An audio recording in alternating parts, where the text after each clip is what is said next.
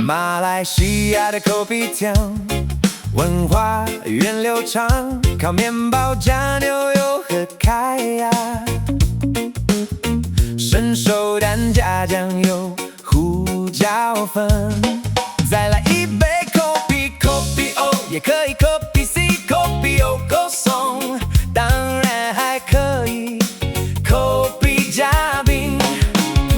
马来西亚的Kopitiam，老板卖水卖Kopi，档口围着团团转，有猪肠粉、酿豆腐、猪肉粉、炒粿条，还有云吞面咖喱，吃海南包吃鸡饭，roti茶奶和点心，可以全部都聚在一间Kopitiam。马来西亚人爱Kopitiam，是街坊邻里清晨的聚会，大谈新闻加吹水的好地方，午餐解决肚子的好去处，晚上宵夜的最佳选择地有福建面、烤鸡腿和沙爹，还有花干和生虾面，等等等等。噔噔噔噔，海南咖啡香，飘进心中央，一杯接一杯，香气没变样。海南咖啡香，叫醒了天光，街坊围一桌，就是家一样。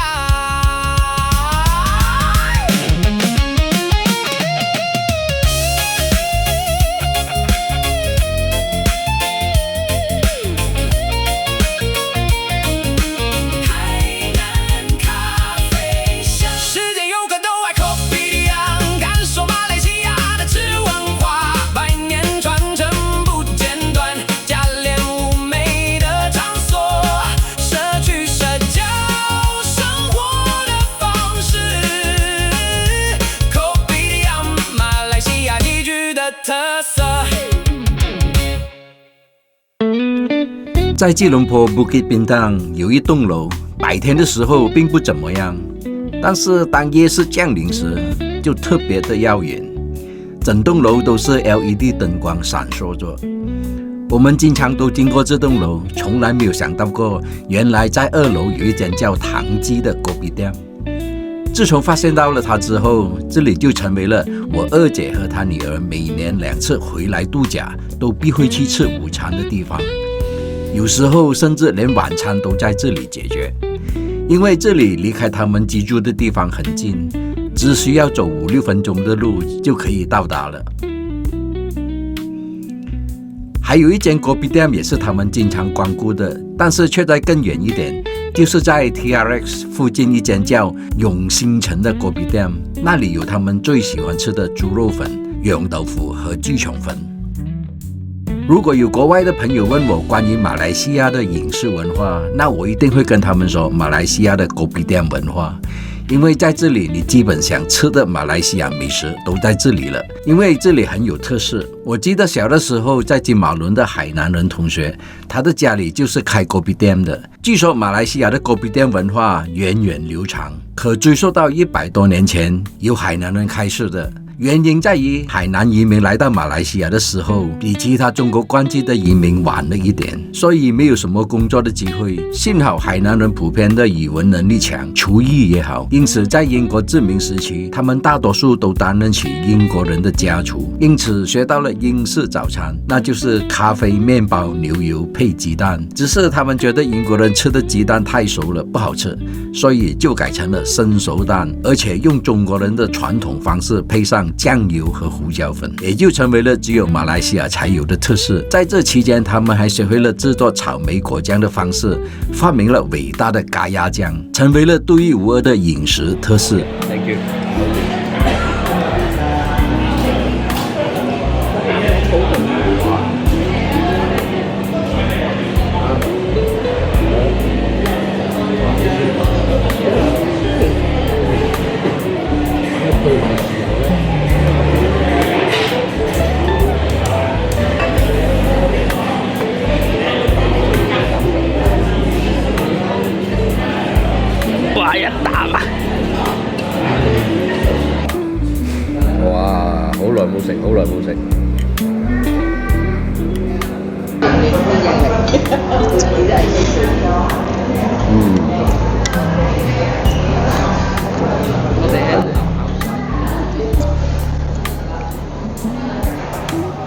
流下口水噶嘛。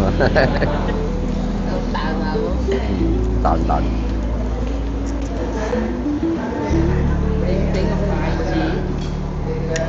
咁嘅撈麵方式。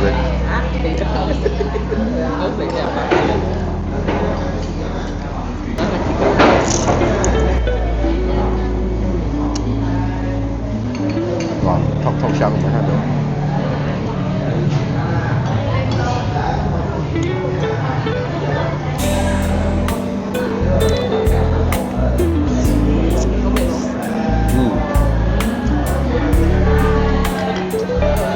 屋企自己整唔到咁嘅樣。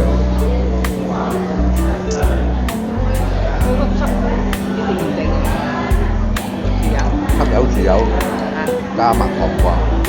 生抽、老抽、蠔油、糖，跟住仲有啲咁嘅雲吞。一點樣水。我哋唔好 share 啦，我聽日再嚟講。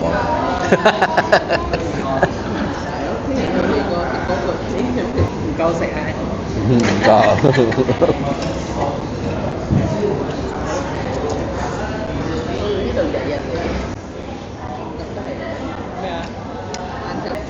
全部好似 food court 咁樣，一檔一檔一檔。哦，唔同個部門嘅。咁啲人唔會做錯嘢。即係嗰邊 game 一樣咯，又係。即係好為難我哋啫。氹氹圈咁樣擺住嗰啲檔口咧。有個人喺度睇住你哋就食。唔怕。睇得是福啊！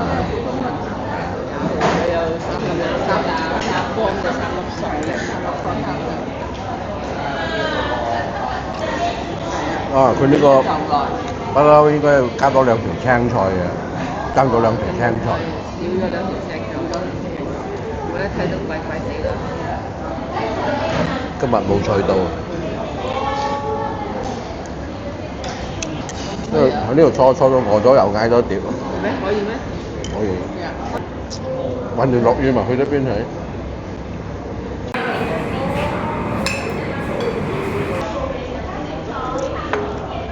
就嗰2棵菜啊，我爭咗。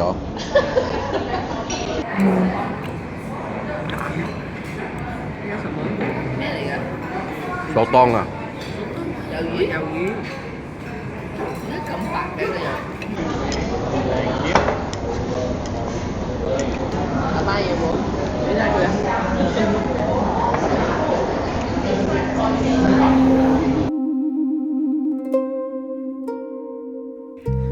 吉隆坡这一段时间每天都会下雨，所以气温也不会太热。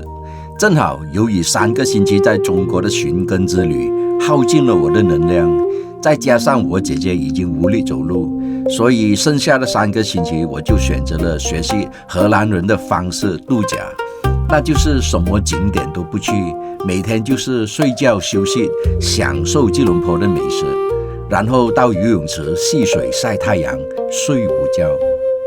不用早起赶路，不用拖着行李跑，住进这座城市里，让脚步慢一点好。街边小店飘着香，一口一口尝到饱。我和你走走停停，把慌张都放掉，不用看钟表，不用追着下一站，慢慢把一天过成最轻的浪，慢慢晒太阳，慢慢晒太阳，把心放平，把身体放松，慢慢晒太阳，慢慢晒太阳，今天不敢，今天只舒服，穿过商场的玻璃窗，看人来人往多多安详，手里拎着一杯甜，连风都变得温柔长。午后照见 Kopitiam， 把这里的美食都点完。没有时间在后面追，每天不重复，直到舌尖上。不用看钟表，不用追着下一张，慢慢把一天过成最近的浪，慢慢晒太阳，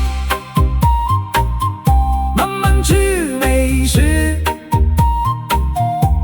把心放平，把身体放松，慢慢晒太阳，慢慢吃美食。今天不赶，今天只舒服。因为放慢了脚步，所以也有时间跟我的外甥女聊聊家常，聊聊她如何身在吉隆坡，卻能夠繼續在荷蘭上班。咁你喺荷蘭晏晝食咩啊？麵包，飲咩？咁阿媽屋企整嗰啲餸一定要先飲個湯，飲完個湯先飲個豆奶，因為嗰啲敗壞，跟住豆奶就飲奶茶，仲有位嘅話就飲菊花茶。仲有位嘅。跟住喺呢度開工咧，就係11點嚟呢度飲個奶茶，食食完就去 JX 茶低買2個蜂蜜綠茶，攞翻屋企。一路開工一路飲，幾特別。如果執氣筒咧，菊花茶跟住你阿媽就可以成個月唔使煮嘢食。係咪你哋每一次經過成都都住翻2-3日嘅咧？嗰度有冰糖葫蘆食。如果大把時間，跟住佢想睇熊貓，我去睇熊貓。哦，仲去到咁遠睇熊貓啊？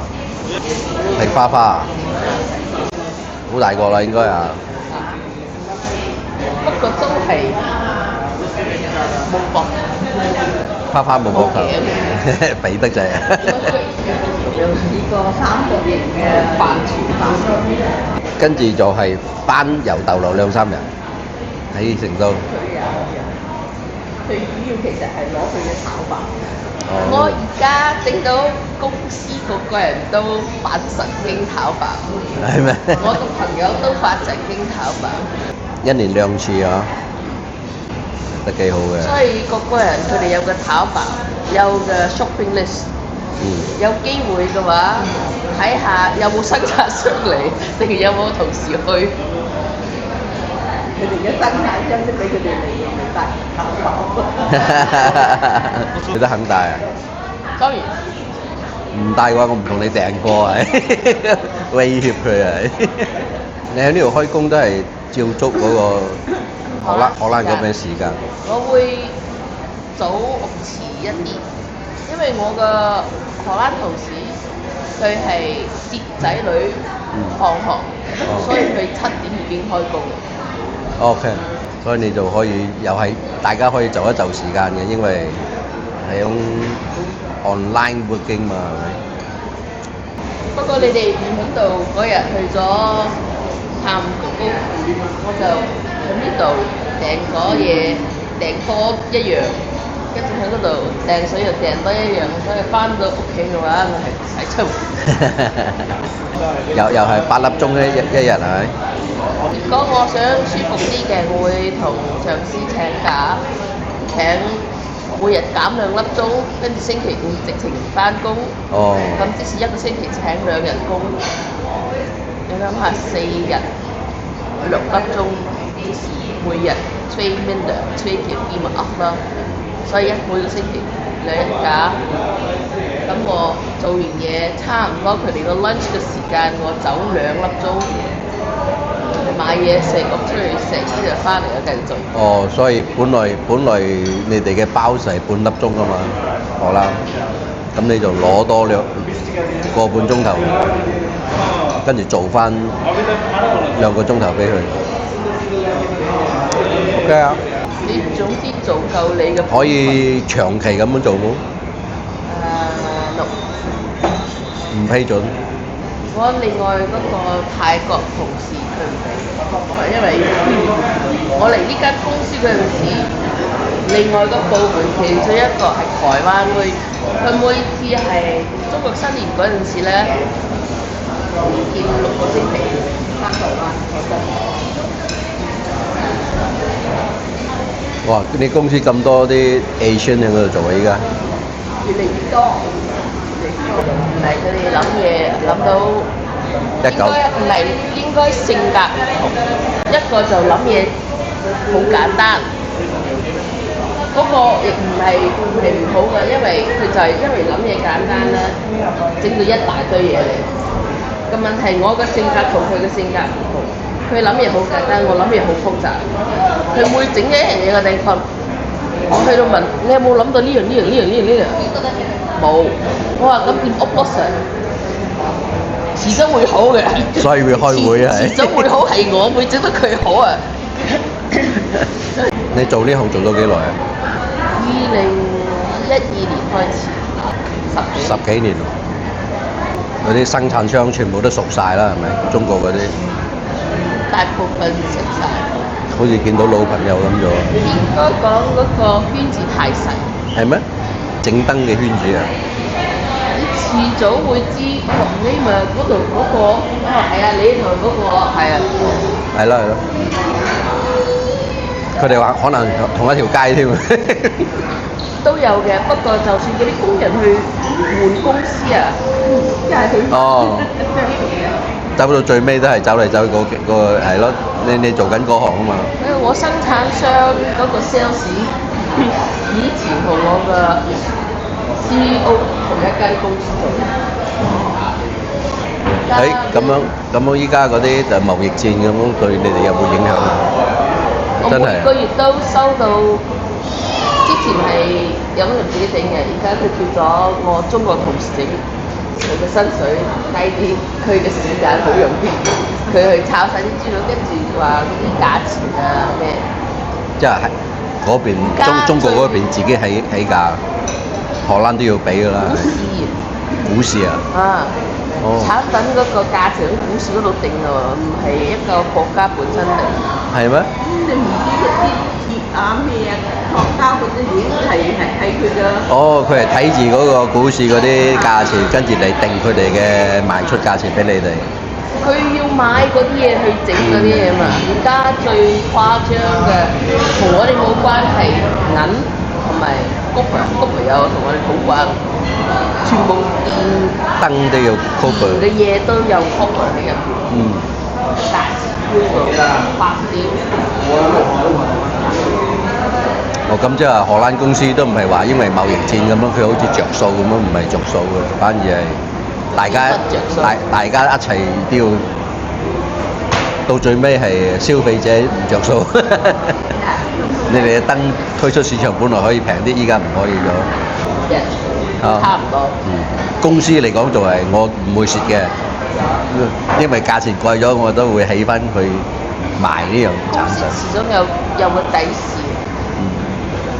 嘢冇人做，所以即係話佢哋喺上頭嗰啲阿 head 話哇貿易戰啊，跟住打到落嚟下邊，全部響上邊嗰條 line 嗰啲人都冇咩事，因為佢哋都攞翻佢哋應該。攞錢去買嘢嗰啲人，剩翻係啦，係咁樣嘅。剩翻嗰啲買嘢嘅人全部係中招嘅。一天就是這樣平平靜靜的，慢慢的聊聊天，吃東西，然後逛逛街就過去了。不知道你們覺得這樣的度假方式划算嗎？好了，感謝大家的收看，多謝。